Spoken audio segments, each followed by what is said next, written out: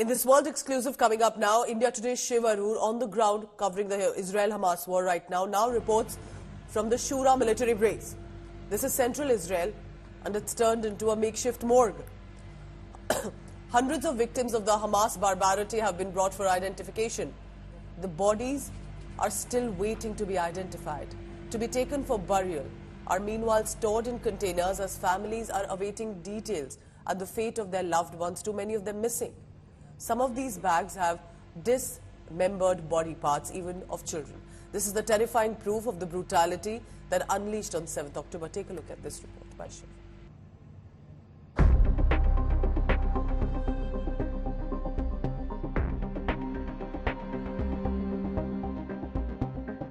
These ordinary-looking containers hold the horrors of Hamas.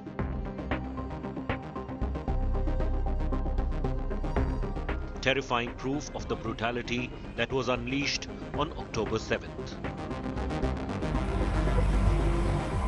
The blue bag that you see right here is the body of a child. Somebody's kid.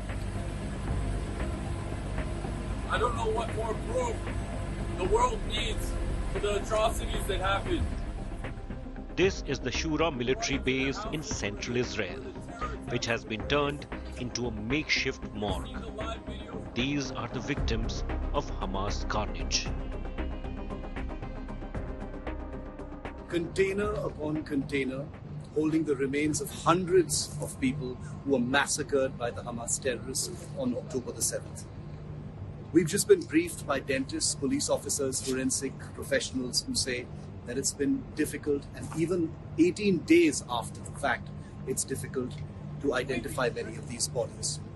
They believe that with truck after truck bringing in bodies, this is a work that they owe their friends, their loved ones, the relatives of those who are dead, because the basic that they deserve is the beginning of closure. In each one of these containers, there are perhaps tens, hundreds of bodies. Some of them just heads, some of them just ribs, some of them just brains, some of them just dismembered bodies, all simply waiting to be identified, whether by a fingernail or a jawbone. The remnants of October the 7th, all packed in bags, neatly refrigerated in metal containers, because that's what it finally comes down to. Hundreds still remain unidentified. Mothers, children, fathers, family members. They have not yet been identified, and their family members are waiting to hear what has happened to them. Some of them are completely charred. Some of them are dismembered, their bodies mutilated by a terrorist organization who acted not just against Israel, but against humanity. Some of these bags just contain dismembered body parts. There are bags arriving here with body parts. Some only with a brain, some only with ribs, things that are sick, that no human should see. Doctors and forensic experts have been working tirelessly to identify bodies. The smell of death hangs heavy in the air. Point where I want to cry, but I don't know if I can cry because I'm in the middle of a mission and there are families that are counting on our work in order to be able to bury their loved ones. We have seen every type of mutilation and disgrace to bodies that is possible. Heads chopped off of bodies, pre and post-mortem, children and full families burned, grenades thrown into a bomb shelter to just splatter a family all over. I'm sorry for being that graphic, but that's just how it is. And every single time you open a body bag, you have no idea what's going to fall out. A jaw, a tooth, some ligaments, burnt flesh, full families fused together by fire. This is hands down the hardest thing I've ever experienced in my life, and I speak not just for myself, but for my colleagues as well, both dentists, both anyone who's involved here in the police, in the military.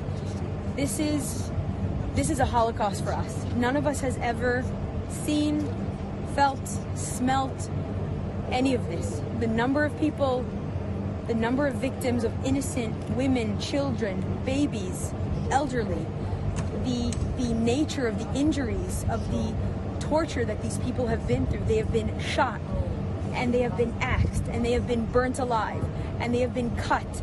And this is something that is etched in my mind forever. This is what Israel wants the world to see. Nobody had to explain that terrorists committed 9/11, the Twin Towers in New York. No one had to explain the ISIS attack in Paris and the attacks across the globe. But here we are, here I am, opening trailers with bodies. 784 bodies have been identified so far, so that you understand the amount.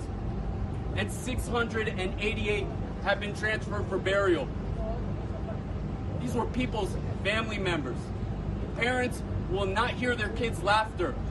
Children will not get to hug their parents or get a kiss goodnight. Hundreds identified, but several hundreds more still unaccounted for. These two containers that have just been opened here at the Shura military base contain some of the bodies that have been brought here unidentified. Many of them are dismembered, many of them are charred beyond recognition, and a gargantuan effort to identify each and every one of those bodies is currently underway by police, forensic teams, dentists, doctors, and of course the Israeli Defense Forces. There is a humanitarian operation that's on, keeping in touch with each and every family so that they get closure and are able to bury their loved ones. And this is just two containers. There's an entire lineup of containers all through the Shura military base where bodies are kept.